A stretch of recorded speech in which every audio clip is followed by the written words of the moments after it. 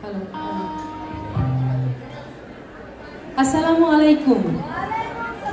সবাই ভালো আছেন?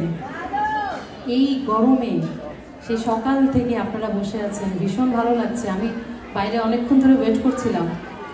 আর এই একটা দিন যে দূর দূরান্ত অনেক দূর থেকে অনেকে আসেন এই উৎসবটাকে আরো সুন্দর করবার জন্য, আর যার জন্য আজকে আমি আপনাদের সামনে আসতে পেরেছি।